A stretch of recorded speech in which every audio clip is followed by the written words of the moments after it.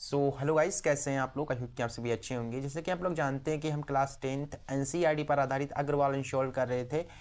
हम 2023 के सेट्स को कर रहे थे। हमने ऑलमोस्ट सभी सेट्स को कंप्लीट कर लिया था। आज हम 2023 का सेट 7 EV का पार्ट 2 लाए हैं। देखिए, पार्ट 1 में हमने 2023 का जो सेट 7 EV है, इसके जितने भी 20 के 20 ऑब्जेक्टिव थे, इन सभी को कर लिया था।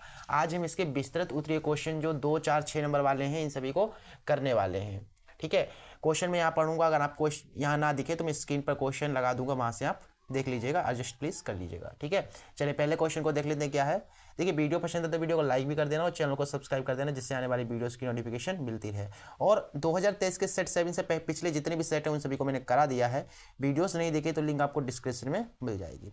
पहला क्वेश्चन हमारा है कि सिद्ध कीजिए कि 5 + √3 एक अपरिमेय संख्या है। चलिए इस क्वेश्चन को करते हैं। देखिए, इंपॉर्टेंट क्वेश्चन है बहुत ज़्यादा। ठीक है, ये हर बार बोर्ड एग्जाम में पूछा जाता है। मैं यहाँ से सॉल्यूशन करता हूँ। सॉल्यूशन देखिए, हमें क्या करना है, इसे अपरिमेय संख्या सिद्ध करना है, तो इसके अपोजिट परिमेय मान लेना होगा। तो मैं मान लेता हूँ कि माना ये 5 + √3 एक परिमेय संख्या है। ठीक है, अब परिमेय संख्या सिद्ध करना था, परिमेय मान लिया। अगर ये एक परिमेय संख्या है तो ये a/b के रूप की होगी, यानी कि ये a/b के बराबर होगी। a और b क्या है, लिख दो यहाँ पर, जहाँ a और b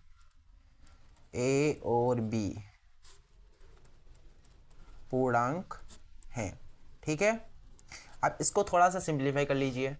थोड़ा मैं छोटा कर लेता हूँ।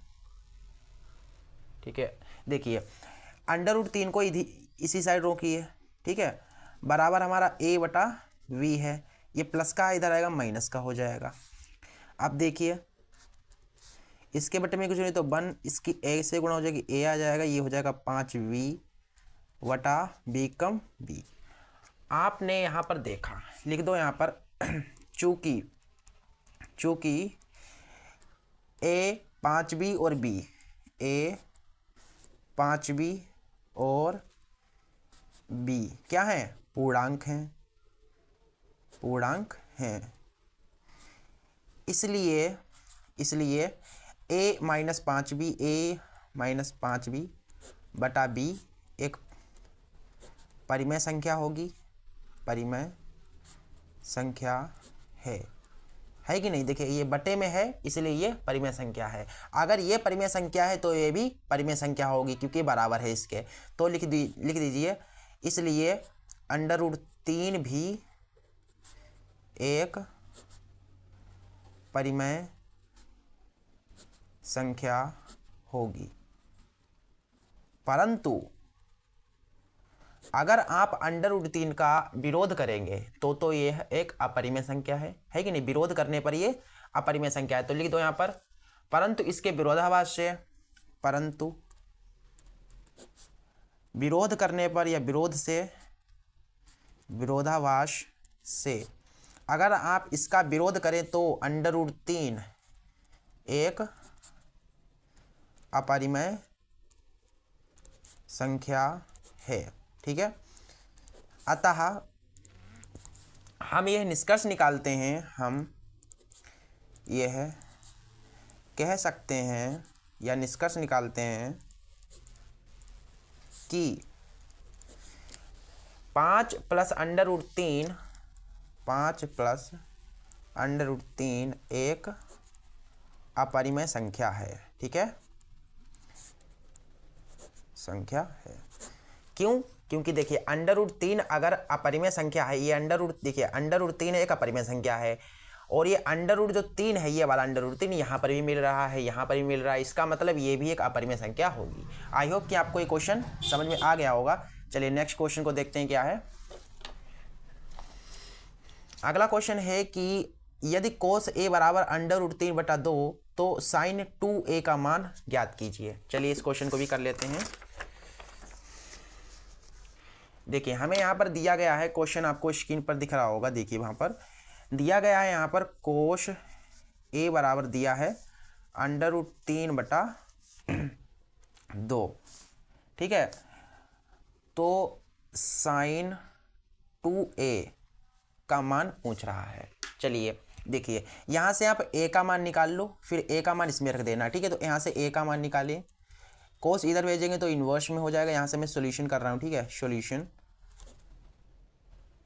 सॉल्यूशन करो। देखो a को मैंने यहीं पर रखा, कोस को इधर भेजा तो ये इन्वर्स में हो गया। ये हमारे पास √3/2 है।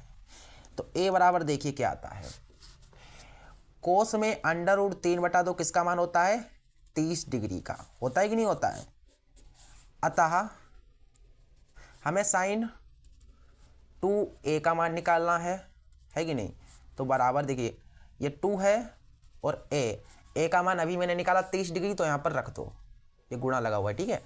देखिए ये हो जाएगा साइन 2 3 6 60 डिग्री। अब बताइए मुझे साइन 60 डिग्री का मान क्या होता है?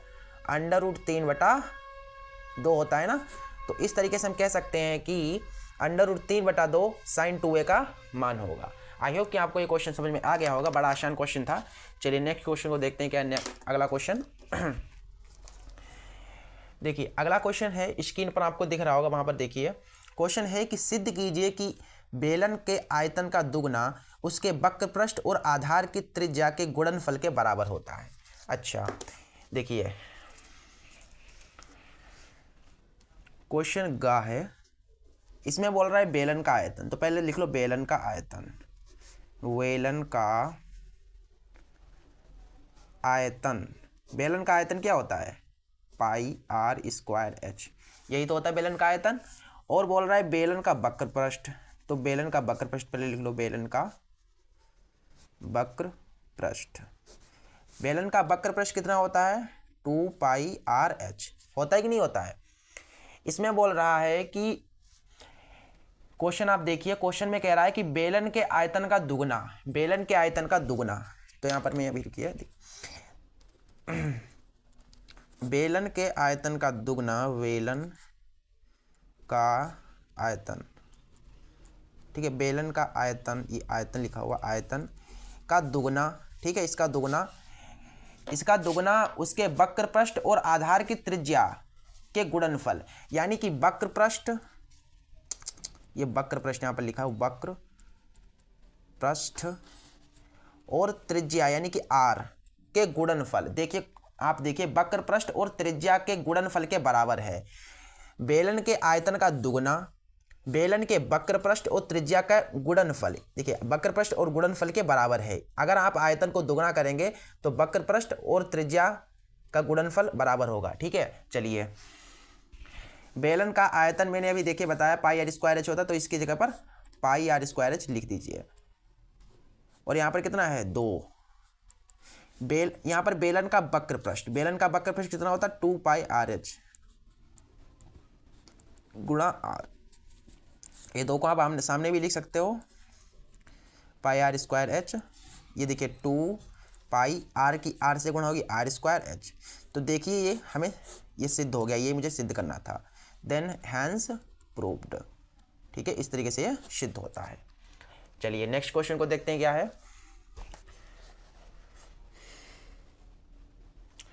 क्वेश्चन है हमारे पास कि निम्न आंकड़ों से माध्यिका की गणना कीजिए। ये आंकड़े दिए, इनका माध्यक निकालना है, ये खुद कर लीजिएगा, ठीक है।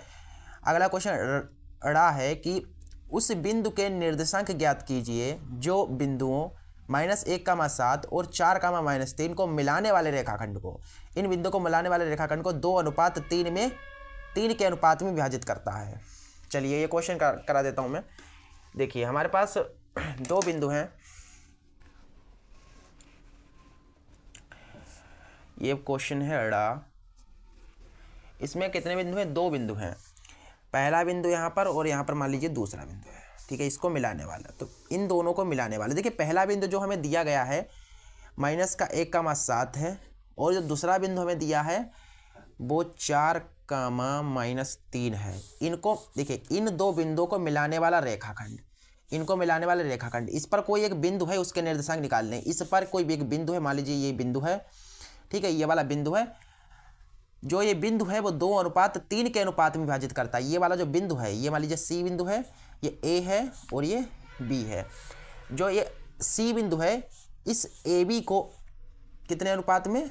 2:3 में 2, यहाँ से यहाँ तक देखिए 2 है, ठीक है, और यहाँ से यहाँ तक 3 अनुपात, ठीक है, इस तरीके से, मतलब 2:3 में विभाजित करता है। चलिए देखिए, पहले वाला ये जो होगा x1 होगा, ये y1 होगा, ये x2 होगा और ये y2 होगा। मुझे ये वाला बिंदु निकालना है। मान लेता हूँ ये बिंदु x, y है, यानी x और y के मान निकालने हैं, ठीक है। चलिए हमें अनुपात दिया गया है, अनुपात क्या दिया है, 2:3। ये पहला वाला क्या होता है, m1 होता है, तो इसका मतलब m1 बराबर मुझे 2 दिया गया है, और दूसरा वाला m2 होता है, यानी कि m2 मुझे 3 दिया है, ठीक है। चलिए आगे देखिए, हमें क्या निकालना है, x और y निकालना है। m1 और m2 आ रहा है, तो m1 और m2 का फॉर्मूला आपको पता होगा कौन सा होता है। तो देखिए, चूंकि आप जानते हो कि x बराबर होता है m1 x2 plus m2 x1 बटा m1 प्लस m2, ये x में होता है फॉर्मूला, एक y में भी होता है। y बराबर होता है m1 y2 plus m2 y1 बटा m1 प्लस m2, ठीक है। अब यहाँ से आप मान रख दीजिए, आपको x और y के मान मिल जाएंगे। चलिए जल्दी जल्दी करता हूँ थोड़ा। देखिए m1 कितना है, 2 है, x2 कितना है, x2 हमारा 4 है, प्लस m2 3 है, x1 माइनस का 1 है, बटा m1 प्लस m2 यानी कि 2 प्लस 3। यहाँ से y का निकाल लो, ऐसे ही करना है। m1 2 है, y2 हमारा माइनस का 3 है, प्लस m2 3 है, और y1 हमारा 7 है, बटा m1 प्लस m2, ये हो जाएगा। देखिए अब जस्ट सिंपली मैं यहाँ पर क्या कर रहा हूँ, सरल कर रहा हूँ, सोल्व कर रहा हूँ। देखिए 2 चौके 8, प्लस माइनस माइनस, 3 एकम 3 और 3 2 5।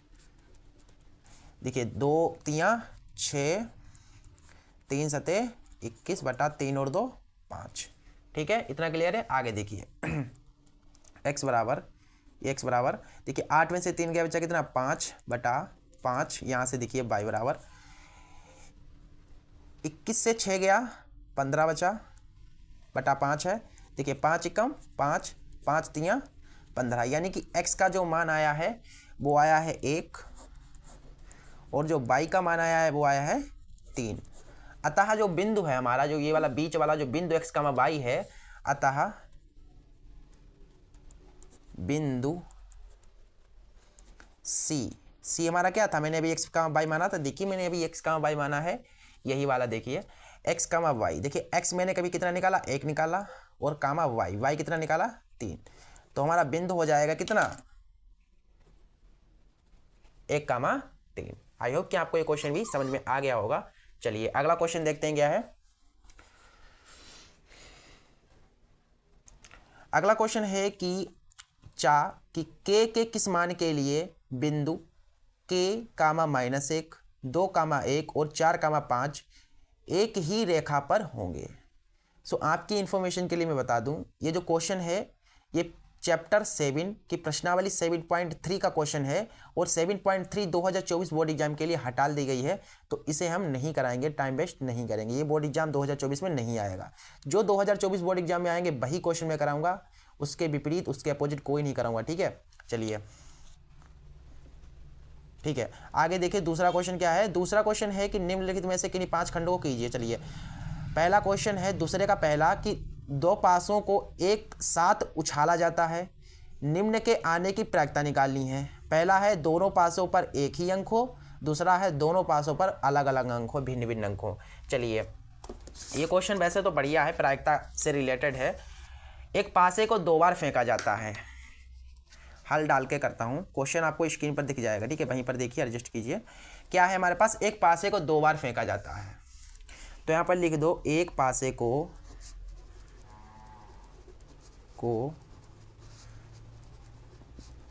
2 बार फेंकने पर, 2 बार फेंकने पर जो कुल परिणाम आएंगे, कुल परिणाम बराबर कितने आएंगे, 6 की पावर n होता है ना। देखिए पासे के परिणाम निकालने का फार्मूला होता है 6 की पावर n। n कितनी बार, देखिए कितनी बार फेंके जा रहे हैं, 2 बार, तो 2 बार, तो 6 की घात 2 है ना, तो 6 छंग 36, यानी कि कुल परिणाम हमारे 36 आएंगे। वो 36 परिणाम क्या होंगे वो लिख लेते हैं। देखिए परिणाम देखिए 36 के 36 परिणाम हम भी लिख कर दिखाते हैं आपको।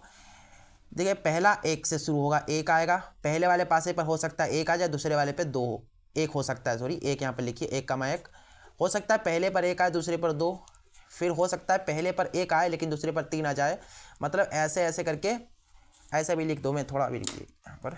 देखिए हो सकता है 1,4 आ जाए, हो सकता है 1,5 आ जाए, या 1,6। कहने का मतलब हो सकता है पहले वाले पर 1 आए दूसरे वाले पर 5 आए, या पहले वाले पर 1 आ सकता है दूसरे वाले पर 6 आ सकता है। 1 को लेकर चलें, अब 2 को लेकर चलिए, 2,1 2,2, ठीक है, 2,3, ऐसे ऐसे करके कहाँ पर 2,6 तक।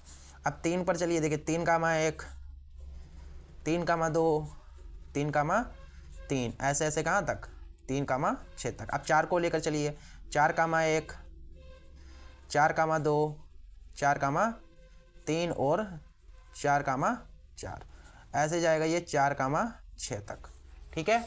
आगे देखिए, अब 5 को लेकर के चलिए, 5,1 5,2, ऐसे ऐसे ऐसे कहीं पर 5,5 भी आएगा, और फिर आएगा 5,6। फिर 6 को लेकर के 6,1 6,2, ऐसे ऐसे ऐसे जाएगा, ये काम आ जाएगा 6,6। इस तरीके से आप गिनेंगे अगर, देखिए 1 2 3 4 5 6 यहाँ पर हैं, तो 6 6 12 18 24 6 5 30 और 6 36, यानी कि ये सब 36 परिणाम हो गए हैं। अब चलिए क्वेश्चन पर आते हैं। पहला क्वेश्चन क्या है कि दोनों पासों पर एक ही अंक हो, दोनों पासों पर एक ही अंक हो। देखिए दोनों पासों पर एक लिखा हुआ है, ठीक है, एक ही अंक होने की प्रायिकता, होने की प्रायिकता। प्रायिकता निकालने का फार्मूला क्या होता है? फार्मूला होता है संभव परिणाम, संभव परिणाम बटा कुल परिणाम, कुल परिणाम, ठीक है, यही फार्मूला होता है ना निकालने का। देखिए ऐसा है, पहला क्वेश्चन कह रहा है कि दोनों पासों पर एक ही अंक हो, जैसे कि यहाँ पर देखिए 1,1 यानी पहले पासे पर 1 और दूसरे का पासे पर भी 1, मतलब दोनों पासों पर एक ही अंक है, यानी पहला एक परिणाम ये हो गया। फिर देखिए ये वाला मिल जाएगा 2,2, इसमें देखिए इसमें 3,3, इसमें 4,4, इसमें 5,5, इसमें 6,6, यानी कि जो संभव परिणाम हो जाएंगे दोनों पासों पर एक ही अंक आने के संभव परिणाम क्या होंगे? देखिए 1 2 3 4 5 और 6, यानी कि हमारे जो संभव परिणाम हो जाएंगे वो कितने हो जाएंगे? 6। और कुल परिणाम मैंने आपको अभी बताया 36 हैं, है कि नहीं? एक पासे को 2 बार उछलने पर जो कुल परिणाम आएंगे वो आएंगे 36। काटेंगे तो 6 कम 6 6 छंग 36, कहने का मतलब 1/6 आएगा। जो अगला क्वेश्चन है दूसरा वाला, जो दूसरा इसका पार्ट है इसी का, कह रहा है कि दोनों पासों पर भिन्न भिन्न अंक, अब की बार अलग अलग अंक आने चाहिए, दोनों पासों पर भिन्न भिन्न अंक, भिन्न भिन्न का मतलब अलग अलग अंक आने की प्रायिकता, आने की प्रायिकता। प्रायिकता फार्मूला तो भैया ना संभव परिणाम बटा कुल परिणाम, एक बार फिर से मैं लिख देता हूं, संभव परिणाम बटा कुल परिणाम। देखिए भी पैसेंस के साथ पूरा वीडियो देखना, ठीक है। दोनों पासों पर अलग अलग अंक, देखिए इन पर तो एक जैसे अंक आ रहे हैं दोनों पासों पर, यानी इनको छोड़कर बाकी सभी पर देखिए अलग अलग अंक हैं, तो यानी कि हमारे देखिए सबके सब 36 हैं, और 36 में से 6 पासों पर, 36 में से 6 पासों पर एक ही जैसे अंक आ रहे हैं, तो 36 में से अगर आप देखिए 36 से अगर आप 6 हटा देंगे तो हमारे पास आएगा 30, यानी कि 1 2 3 4 5 6 7 8 ऐसे आप गिनेंगे, इनको छोड़कर आप गिनेंगे तो आएंगे हमारे पास 30, यानी संभव परिणाम हमारे पास आ जाएंगे 30 बटा कुल परिणाम हमारे 36 हैं। तो देखिए 6 पंचे 30 और 6 छंग 36, यानी आएगा 5/6। इस तरीके से हमारे ये भी उत्तर हो गए हैं। चलिए आई होप कि आपको ये क्वेश्चन भी समझ में आ गया होगा। चलिए नेक्स्ट क्वेश्चन को देखते हैं क्या है। अगला क्वेश्चन कहा, ये रहा आपकी स्क्रीन पर। क्वेश्चन है कि 2 अंकों से बनी किसी संख्या के अंकों का योग 9 है। यदि संख्या के अंक उलट दिए जाएं तो नई बनी संख्या मूल संख्या से 27 अधिक है, संख्या होगी। ये क्वेश्चन इंपॉर्टेंट है, ठीक है। इस क्वेश्चन को ध्यान से देखिएगा, इंपॉर्टेंट क्वेश्चन है, ठीक है, बहुत ज़्यादा, ठीक है। 2024 बोर्ड एग्जाम में आने की संभावना है इस क्वेश्चन की, ठीक है। तो पूरा क्वेश्चन देखिएगा बड़ा ध्यान से, और इंपॉर्टेंट क्वेश्चन है, यही मुझे सही लगा क्वेश्चन। देखिए क्या है हमारे पास, हमें 2 अंकों की संख्या निकालनी है। तो देखिए 2 अंकों की संख्या यानी कि ऐसे मान लीजिए 2 अंकों की संख्या ये है, तो इसमें इकाई का अंक भी होगा और दहाई का अंक भी होगा, है कि नहीं। तो मुझे इकाई और दहाई दोनों का अंक निकालना पड़ेगा। तो मैं मान लेता हूं यहां पर, माना संख्या के इकाई का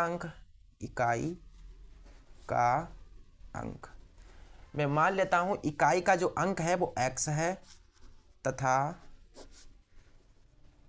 दहाई का अंक मैं दहाई का अंक मान लेता हूं y।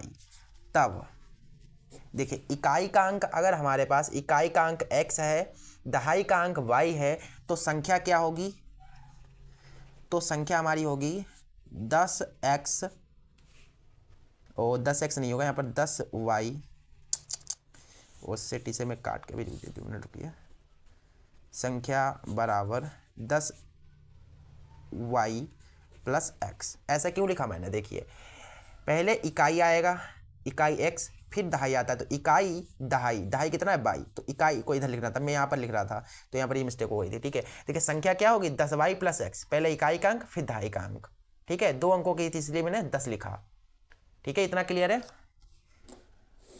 अब आते हैं क्वेश्चन पर, ठीक है। प्रथम शर्त पर पहुंचो। प्रथम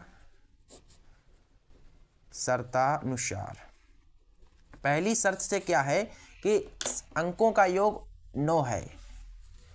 क्वेश्चन में देख लेता हूं, अभी क्या है देखता हूं। अंकों का योग 9, अंकों का योग जो है वो कितना है 9 के बराबर है। अंक हमारे x और y हैं, तो इनका योग 9 के बराबर है, तो x प्लस y बराबर 9। तो पहली ये समीकरण मान लीजिए, ठीक है। आगे द्वितीय शर्त में पहुंचिए। द्वितीय शर्तानुसार जो दूसरी शर्त है वो क्या कहती है, कह रही है कि यदि संख्या के अंक उलट दिए जाएं, ठीक है, तो नई बनी संख्या मूल संख्या से 27 अधिक है। ये वाली जो संख्या है, ठीक है, इसके अंक उलट दिए जाएं। पहले हमारे देखिए संख्या क्या है हमारे पास 10y प्लस x है।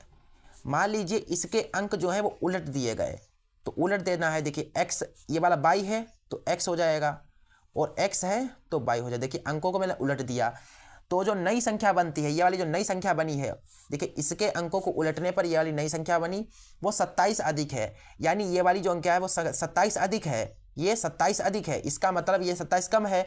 तो अगर आप इसमें 27 जोड़ेंगे, इस वाली संख्या में 27 जोड़ेंगे, तभी ये इसके बराबर आ पाएगी, है कि नहीं। अगर ये 27 अधिक है तो इसमें 27 जोड़ना पड़ेगा, तभी ये इसके बराबर आ पाएगा। आई होप कि आप समझ रहे होंगे। चलिए आगे देखिए,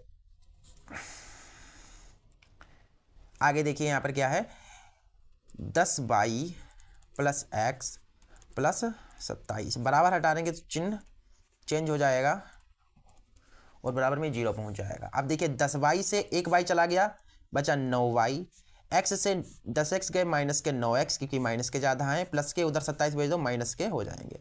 यानी कि हमारा 9 यहाँ से कॉमन लेने पर मुझे मिलेगा y माइनस x बराबर माइनस का 27। ये 9 को उधर भेजो तो हमारे पास आ जाएगा y माइनस एक्स बराबर 9 तियाँ 27, यानी कि माइनस का 3। यहाँ से आप माइनस का कॉमन ले लो, माइनस कॉमन लोगे तो हमारे पास आ जाएगा x माइनस y बराबर माइनस का 3। ये y कट जाएगा माइनस से माइनस, यानी x माइनस y बराबर आ गया 3। तो समीकरण ये हमारी कौन सी हो गई, सेकंड हो गई। ठीक है। यहाँ पर मैंने माइनस कॉमन कैसे लिया, माइनस जब लिया तो चिन्ह चेंज होंगे। देखिए माइनस का एक्स था, प्लस का हो गया, प्लस का था माइनस का हो गया, फिर ये कट गया।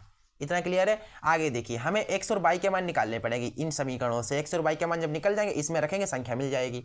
तो लिख दो समीकरण फर्स्ट से सेकंड को जोड़ने पर, घटा भी सकते हो, जो मर्जी हो आप कर लो। हम जोड़ रहे हैं, ठीक है, हमारी मर्जी है जोड़ना, तो मैं जोड़ रहा हूँ। देखिए पहली है एक्स प्लस वाई बराबर 9, एक्स प्लस वाई बराबर 9। दूसरी ये वाली है, जोड़ना है तो ये कट जाएगा, एक्स एक्स हो जाएगा 2x, 9 10 11 12। देखिए अब आएगा हमारे पास x बराबर 12/2, 2 छंग 12, यानी कि हमारे पास जो x का मान आया है वो आया है कितना, 6। x का मान कितना आ गया, 6 आ गया। चलिए आगे देखिए, आगे मुझे y का मान भी चाहिए होगा, तो मैं देखिए नेक्स्ट पेज पे करता हूँ इसको आपको। Just wait for 2 minutes.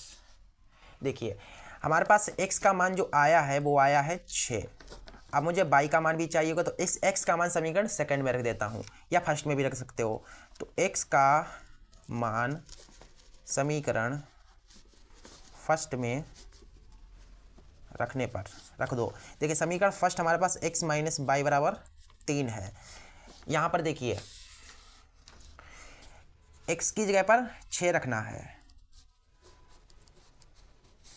Minus Y बराबर देखिए 3, प्लस का 6 इधर आएगा, माइनस का 6 हो जाएगा, यानी कि वाई बराबर आ जाएगा माइनस का 3। माइनस से माइनस कट गया, वाई बराबर आ गया हमारे पास कितना आ गया, वाई बराबर 3 आ गया। अतः वो संख्या जो होगी, अतः वह संख्या देखिए मैंने संख्या को अभी निकाली थी, मैंने संख्या बताई थी आपको। देखिए 10y प्लस एक्स, तो पहले एक बार लिख लो 10y प्लस एक्स, तो संख्या देखिए 10 y का मान अभी मैंने 3 निकाला, प्लस x का मान 6 है। देखिए x का मान 6 आया है। तो अब इसे रख करके सोल्व करो। 10 तियां 30 प्लस 6 बराबर 36, अतः वह संख्या 36 होगी। ठीक है, इस तरीके से क्वेश्चन भी हो गया है। चलिए अगला क्वेश्चन करते हैं। आई होप कि आपको क्वेश्चन समझ में आ गया होगा। चलिए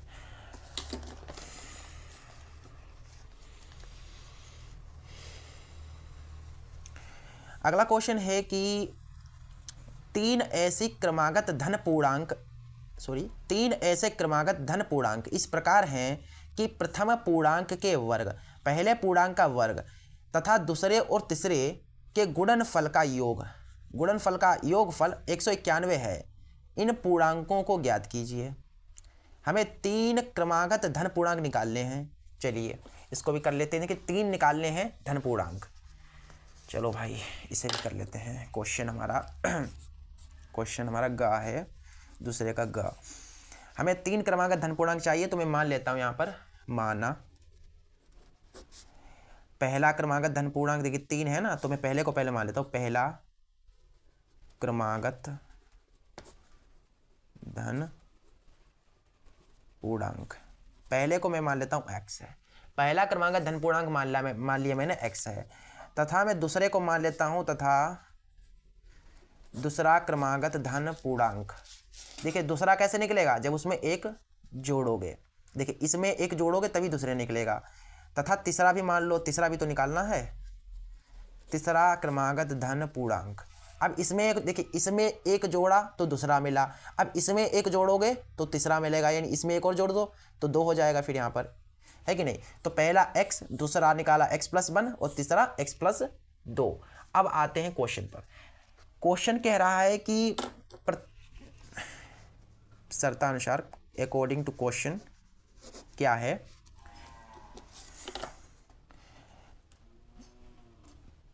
प्रथम पूर्णांक का वर्ग, पहले पूर्णांक का वर्ग, इसका वर्ग, ठीक है, दूसरी और तीसरी संख्या के गुणनफल, दूसरी और तीसरी संख्या का गुणनफल, इनका देखिए x+1 इनका और इनका गुणनफल, तो गुणनफल में लिख दिया कि योगफल इनका फिर योगफल 191 के बराबर है। समझ गए बात को। देखिए पहले वाले का वर्ग, इनका गुणनफल और फिर उनका योगफल 191 है। थोड़ा घुमाकर ये क्वेश्चन देते हैं कि बच्चा अटक जाए, लेकिन हमको अटकना नहीं है बिल्कुल भी। ठीक है, चलिए अब देखते हैं यहाँ पर एक्स स्क्वायर, देखिए गुणा एक्स की एक्स से होगी तो हो जाएगा एक्स स्क्वायर, एक्स की 2 से होगी 2x, 1 की x से x, 1 की 2 से 2 हो जाएगा। अब इतना आ गया, एक्स स्क्वायर हो जाएगा 2x स्क्वायर, ये 3x हो जाएगा, प्लस का 2 बराबर 191। ठीक है, अब देखिए ये हो जाएगा 2x स्क्वायर प्लस 3x बराबर 191, प्लस का इधर आएगा माइनस का हो जाएगा। ये हो गया 2x स्क्वायर प्लस 3x बराबर, देखिए 191 से 2 गए 189 बचे। रुक जाइए देख लेता हूँ क्वेश्चन सही है।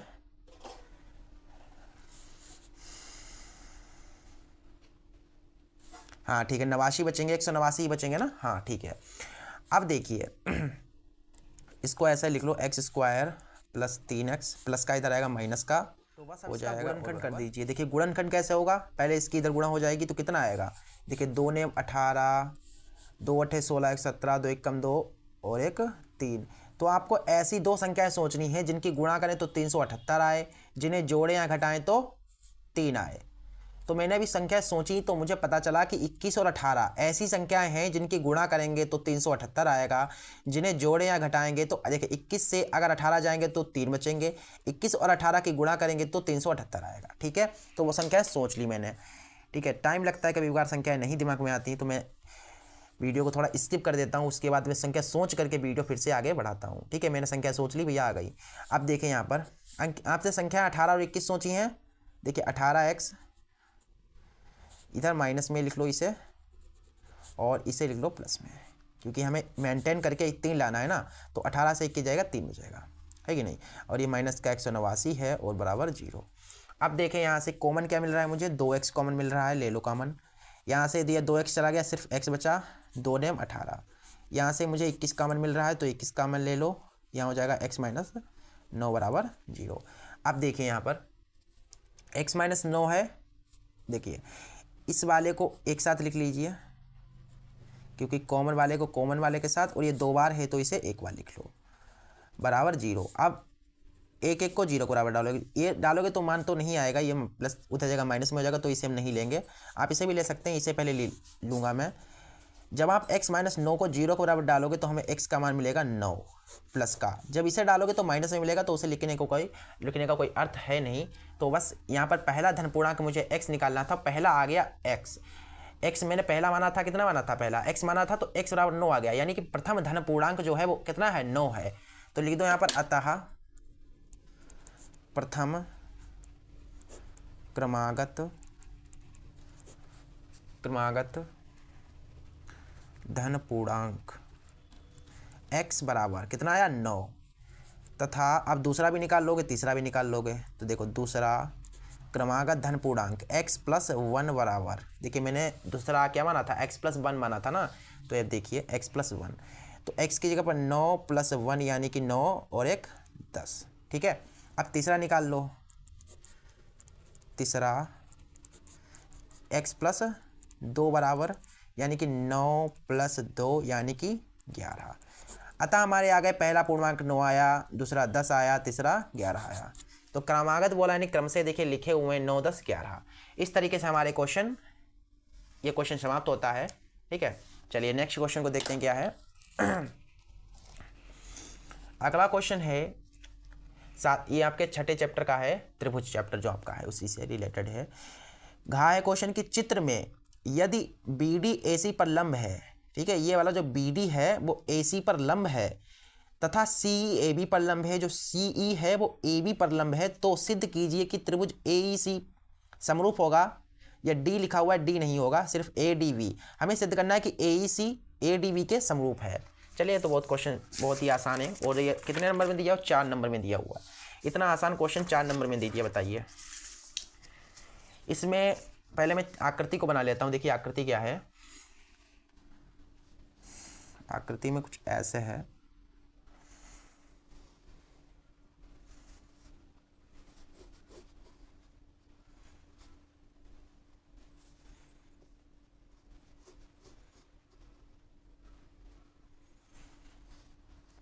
यहाँ पर लंब है 90 डिग्री का और यहाँ पर भी 90 डिग्री का बन रहा है। ठीक है, ये सी है, ये ए है, ये ई है, ये वाला वी है।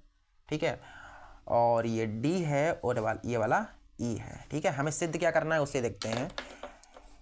पहले लिख लो दिया है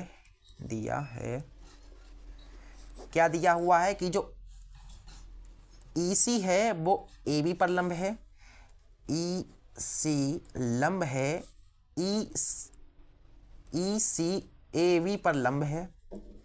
ठीक है, तथा और देखिए जो BD है, BD वो AC पर लंब है, BD लंब है AC पर। ठीक है, तथा हमें सिद्ध करना है, हमें सिद्ध करना है, हमें क्या सिद्ध करना है। देखिए जो त्रिभुज हमारा AEC है वो सिमिलर है ADV के, ये हमें सिद्ध करना है। चलिए बहुत आसान है वैसे तो। देखिए चूंकि देखिए हमें क्या दिखाना, AEC कहाँ पर है। देखिए AEC ये वाला त्रिभुज इस वाले त्रिभुज के समरूप है, तो हम एंगल बराबर दिखा सकते हैं कि नहीं दिखा सकते हैं। देखिए इन दोनों त्रिभुजों में आपको A और A कॉमन मिल रहा है, यानी कि देखिए जो A है इस वाले त्रिभुज में भी ये वाला एंगल है और इस वाले त्रिभुज में भी ये एंगल है, यानी कि A जो कोण A होगा वो कोण A के बराबर होगा। ठीक है, इन दोनों त्रिभुजों में। तो लिख दो यहाँ पर पहले त्रिभुज AEC तथा त्रिभुज ADB में। इन दोनों त्रिभुजों में क्या है कि जो कोण A है वो कोण A के बराबर है, और क्या है, और कोण जो E है इस वाले त्रिभुज में भी देखिए, इस वाले त्रिभुज में 90 का बन रहा है, इस वाले त्रिभुज में भी 90 का ये है एक कोण, और इसमें भी ये 90 का बन रहा है, यानी कि कोण A बराबर कोण E जो है वो कोण जो E है वो कोण D के बराबर है। ये पहले लिख दो यहाँ पर, क्यों बराबर है, क्योंकि ये उभयनिष्ठ है, उभयनिष्ठ कोण। ठीक है, ये वाला उभयनिष्ठ कोण है, क्योंकि उभयनिष्ठ का मतलब दोनों ओर है, और कोण E कोण D के बराबर है क्योंकि 90 डिग्री हैं दोनों। ठीक है, दोनों 90 डिग्री हैं। और देखिए बस आप दो एंगल बराबर दिखा दिए। जब ये दो एंगल, इन दोनों त्रिभुजों के दो एंगल बराबर हैं तो तीसरा ऑटोमेटिक बराबर हो जाएगा।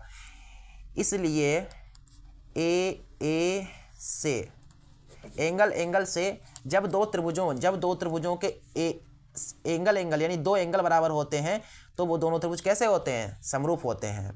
लिख दो, इसलिए जो त्रिभुज हमारा AEC होगा वो क्या होगा, समरूप होगा त्रिभुज ADV के। हैंस प्रूव्ड है कि नहीं। हमने इसके एंगल बराबर दिखा दिए। अब जब एंगल बराबर हैं तो दोनों त्रिभुज कैसे होंगे, समरूप होंगे। इस तरीके से भी क्वेश्चन खत्म होता है। चलिए अगला क्वेश्चन देखते हैं।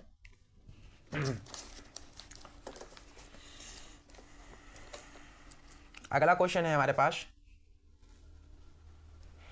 अगला क्वेश्चन है कि दो वर्गों के क्षेत्रफलों का योग 117 वर्ग मीटर है। यदि उनके परिमापों का अंतर 12 है तो दोनों वर्गों की भुजाएं ज्ञात कीजिए। देखिए ये जो क्वेश्चन, ये तीसरा वाला है ना, तीसरे के ये जो क्वेश्चन है दोनों, ये प्रश्नावली 4.3 से लिए गए हैं, और प्रश्नावली 4.3 जो है वो हटा दी गई है। ठीक है, आपके बोर्ड एग्जाम में नहीं आएगी 2024 में, तो इन्हें हम नहीं करेंगे। मैंने बताया ना, जो क्वेश्चन आएंगे बोर्ड एग्जाम में मैं वही बताऊंगा, ये नहीं होंगे तो इन्हें मैं नहीं बताऊंगा। ठीक है, ठीक है। चलिए अगला क्वेश्चन देखते हैं। अगला चौथा क्वेश्चन है कि 60 मीटर ऊंची एक मीनार की एक चोटी से एक मकान की छत और आधार के अवनमन कोण 45 डिग्री और 60 डिग्री हैं। मकान की ऊंचाई और मीनार से उसकी दूरी ज्ञात करनी है। अच्छा, मकान की ऊंचाई निकालनी है और मीनार से दूर कितना है वो निकालना है। देखिए क्वेश्चन हमारा चौथा है, इसमें 60 मीटर ऊंचा एक मीनार है, तो मैं यहाँ पर बना लेता हूँ 60 मीटर ऊंचा एक मीनार। ये मीनार है, ये कितना ऊंचा है, 60 मीटर ऊंचा है, 60 मीटर। और एक मकान भी है, तो मैं क्या करता हूँ, इसके सामने एक मकान है, मैं बना देता हूँ ऐसा।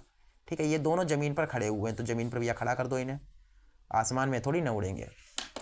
अब देखिए ये ज़मीन पर खड़े हैं, अगर आप इस भवन के इस शीर्ष से, भवन है ना ये, मीनार है सॉरी, मीनार के शीर्ष से, इस मीनार के शीर्ष से इस मकान को, ठीक है, ये मकान जो है यहाँ से अगर आप यहाँ पर देखते हैं, यानी कि मीनार के शीर्ष से मकान के छत को जब देखते हैं तो जो कोण बनता है वो कितना बनता है, देखिए 60 डिग्री बनता है।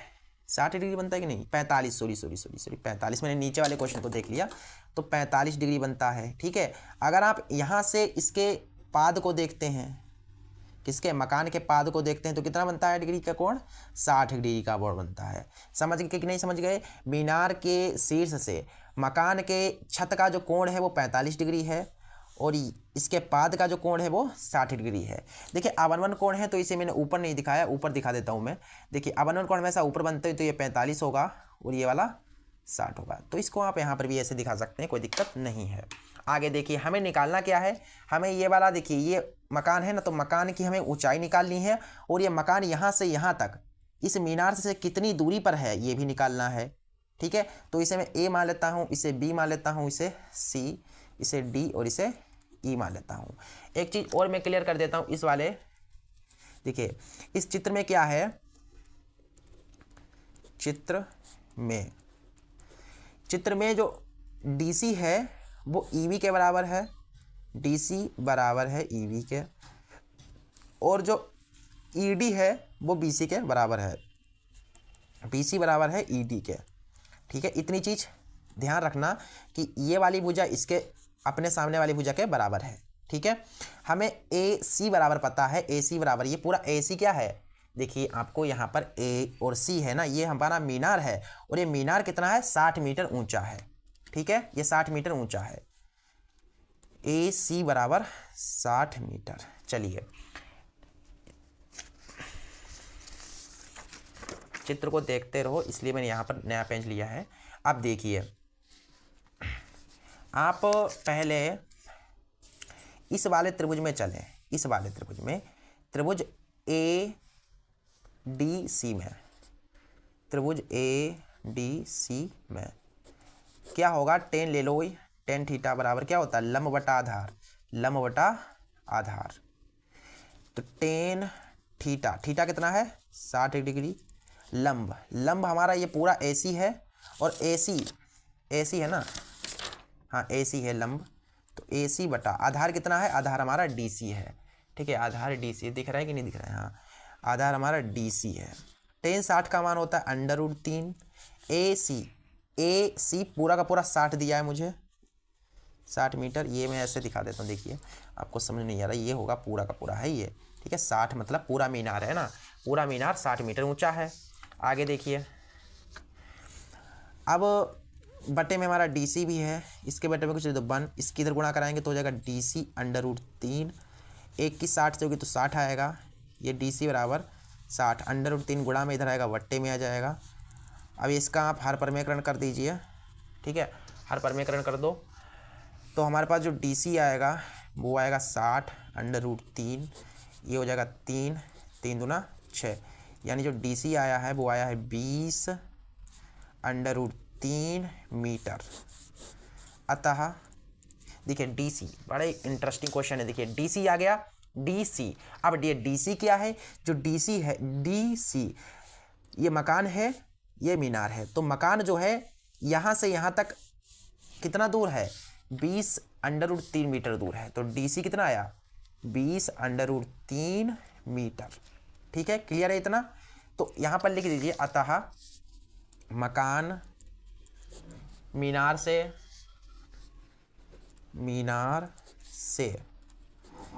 20 √3 मीटर दूर होगा। ठीक है, अब हमें मकान की ऊंचाई भी तो निकालनी है, ये ऊंचाई ये वाली भी तो निकालनी है। चलिए इसको भी बता देता हूँ मैं। अब मैं नेक्स्ट पेज ले लेता हूँ, देखिए अब त्रिभुज अभी आप चले ADC में, अब इसमें चल लो AEB में, त्रिभुज AEB में, इसमें भी टेन थीटा लो, टेन थीटा बराबर क्या होता है, टेन थीटा बराबर होता है लंब बटा आधार। टेन थीटा, थीटा देखिए इस वाले त्रिभुज में थीटा 45 डिग्री है, ठीक है, बराबर लंब। लंब देखिए इस वाले त्रिभुज में जो लंब है वो ए वी है, ए वी लंब है, और आधार, आधार हमारा ई वी है, ई बी है। देखिए टेन 45 डिग्री का मान कितना होता है, 1 होता है ना, तो 1 और ए बी, अभी ए बी मैंने निकाला, ए बी निकाला कि नहीं निकाला, अच्छा ए बी तो नहीं निकाला, लेकिन ये डी सी भी मैंने निकाला। देखिए यहाँ पर देखिए मैंने डी सी निकाला, देखिए डी सी बराबर 20√3 मीटर आया। तो यहाँ पर देखिए ये वाला 20√3 मीटर है, तो ये वाला भी 20√3 मीटर होगा अगर, ठीक है, इतना क्लियर है। अब देखिए तो टेन 45 का मान एक ए बी, तो ए बी तो हम अभी निकाल रहे हैं खैर, और ई बी कितना है 20√3 मीटर है, गुणा कराएंगे तो हमारे पास आएगा कितना, देखिए ए बी की ए बी से हो जाएगी A B come A B और ये जाएगा 20√3 मीटर। अतः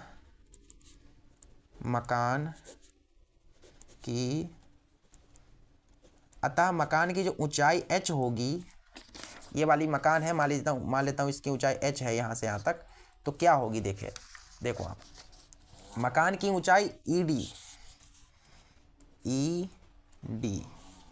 देखिए h बराबर, देखिए ED निकालना है मुझे, ED। अब ये ED कब निकलेगा, देखिए जो ED है वो किसके बराबर है, BC के बराबर है। तो BC अगर हम निकाल लेते हैं इस वाले पूरे में से, इस AC में से इस AB को घटा देंगे, इस AC में से, इस पूरे के पूरे AC में से इस AB को घटा देंगे, ठीक है, तो AB को घटा दो तो हमारा AD आ जाएगा। देखिए H बराबर AC, ये पूरा AC कितना मैंने निकाला अभी, देखिए AC में निकाला मैंने, कहाँ पर निकाला, हाँ AC मुझे एक्चुअली दिया गया है 60, देखिए AC तो हमें 60 दिया गया ना, तो 60 लिख दो, माइनस ए बी, हाँ ए बी मैंने अभी निकाला, देखिए ए बी हमने अभी ये निकाला 20√3, तो 20√3, ठीक है। आगे आप थोड़ा सोल्व कर सकते हैं, यहाँ से आप 10 कॉमन ले सकते हैं, 10 चंगा 60, 10 दूना 20√3, ठीक है, इतना आंसर आएगा। अगर आप इसको थोड़ा सिंप्लीफाई करेंगे, √3 का मान जब आप रखेंगे और फिर इससे सोल्व करेंगे तो हमारे पास जो आएगा वो आएगा 25.36 मीटर। तो बोर्ड एग्जाम में आप यहाँ पर भी छोड़ सकते हैं और यहाँ पर भी छोड़ सकते हैं, जैसी आपकी मर्जी, ठीक है। इस तरीके से आपने देखा कि मकान की ऊंचाई 25.36 मीटर, या ये वाली आ गई मीटर में, और मकान से यहाँ तक की जो दूरी DC आई है वो आई है 20√3 मीटर, यानी कि जितना ऊंचा मकान है उतनी ही दूरी मीनार से मकान की है। इतना क्लियर है, ये क्वेश्चन हो गया, ठीक है। इस तरीके से क्वेश्चन कंप्लीट होता है। अगला क्वेश्चन देखिए क्या है, ये वाला क्वेश्चन आपने कर लिया होगा, ठीक है। ये क्वेश्चन आप पर मैं छोड़ रहा हूँ कि 80 मीटर चौड़ी एक सड़क है, दोनों आमने सामने खड़े हुए, ठीक है। इसका मैंने अथवा वाला, ये वाला ऊपर वाला करा दिया, अथवा वाला आप खुद कर लेना, ठीक है। अगला क्वेश्चन देखिए पाँचवा क्वेश्चन है कि 3 मीटर व्यास का एक कुआं को 14 मीटर की गहराई तक खोदा जाता है, एक कुएं को खोदा जाता है 14 मीटर की गहराई तक। इससे निकली हुई मिट्टी को कुएं के चारों ओर 4 मीटर चौड़ी एक वृत्ताकार वलय बनाते हुए समान रूप से फैलाकर इस प्रकार एक बांध बनाया जाता है, हमें बांध की ऊंचाई ज्ञात करनी है। अरे वाह, ये क्वेश्चन बहुत ईजी है, यह बहुत सरल क्वेश्चन है और ईजी भी है, इंपॉर्टेंट क्वेश्चन है, बार बार पूछा जाता है, ठीक है। मेंसुरेशन का क्वेश्चन है, मेंसुरेशन के सवाल करने में मुझे बहुत मज़ा आता है, एक्चुअली मैं आपको बताऊँ तो बहुत मज़ा आता है। देखिए हमारे पास क्या है, कुआँ है। देखिए क्वेश्चन को पहले समझते हैं चित्र की सहायता से। ये कुआँ है, ठीक है, ये क्या है, कुआँ। और आपको पता है कुआँ कैसा है, बेलनाकार है, ठीक है। ये वाला कुआँ बेलनाकार है, ऐसा, ठीक। इस तरीके से ये कुआँ जो है ये बेलनाकार है। कुएं से इसकी ये कुआँ है, ठीक है। आगे देखिए कुएं बताया गया है कि 3 मीटर व्यास है।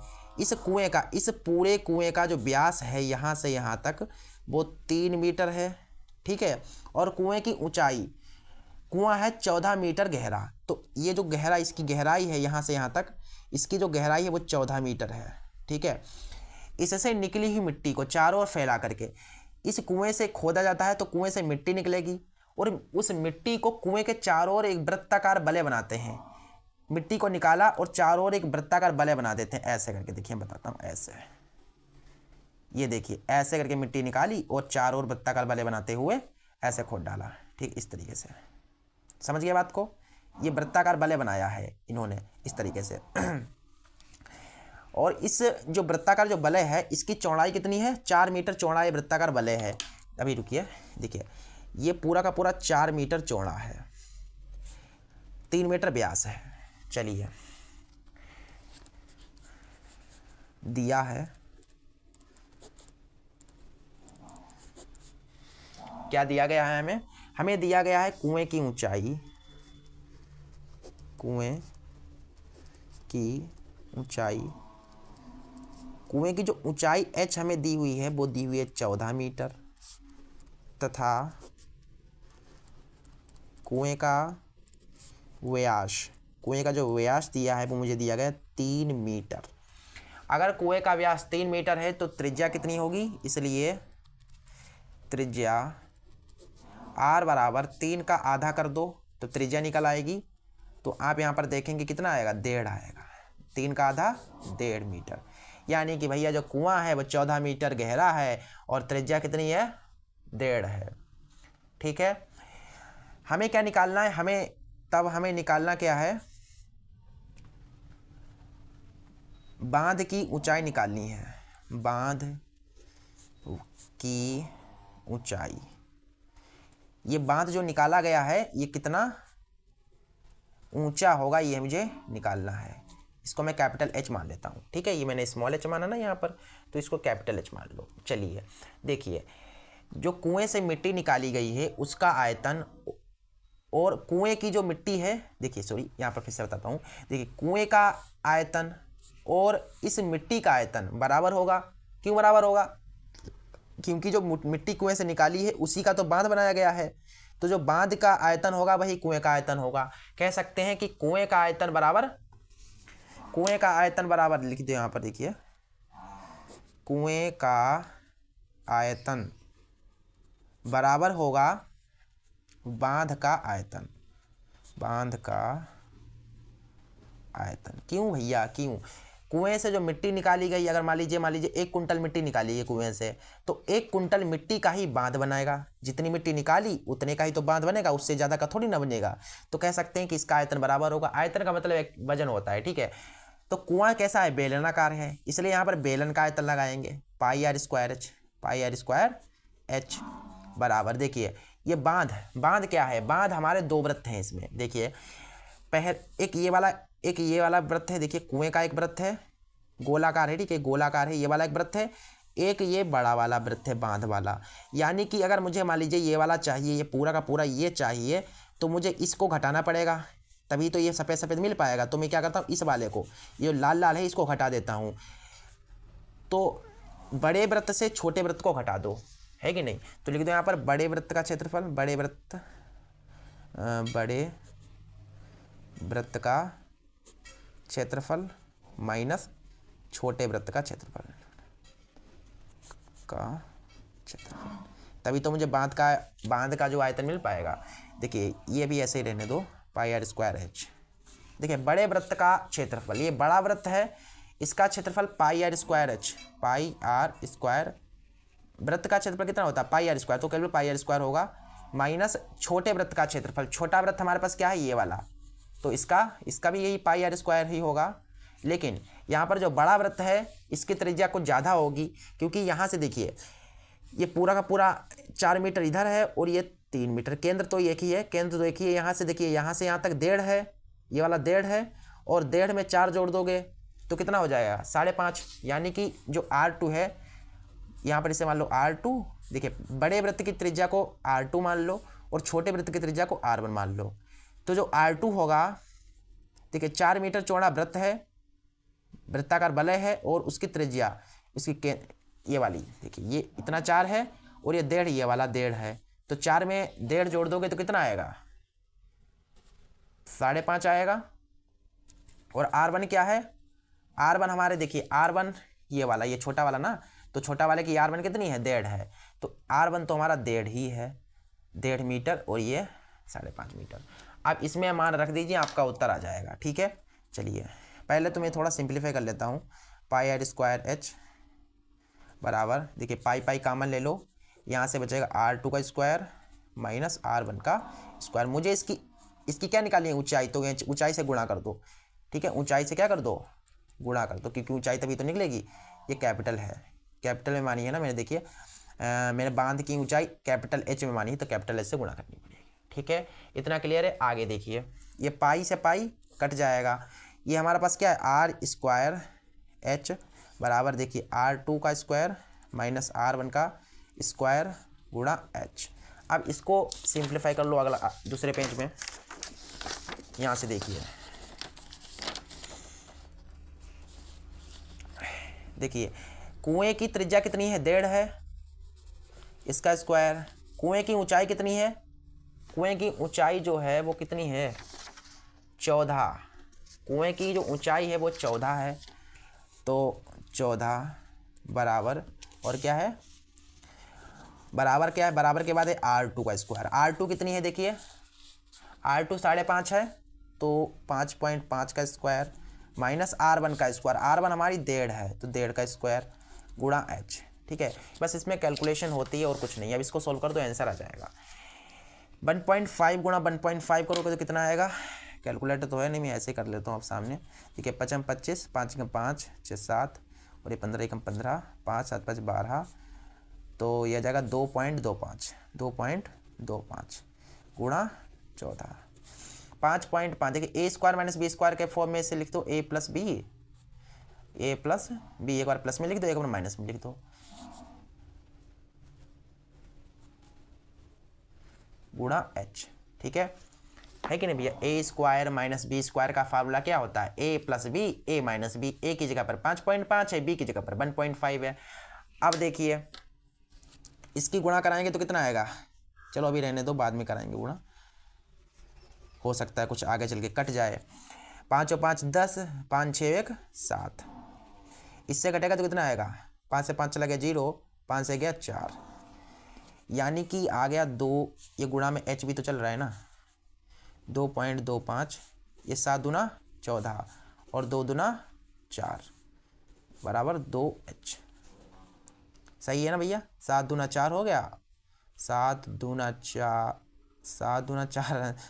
14, और ये 2 दूना 4, 2H, यानी कि H बराबर आ गया 2.25 बटा 2, और H बराबर आ जाएगा 2 एकम 2, 2 एकम 2, 2 दूना 4, 2 पंचे 10।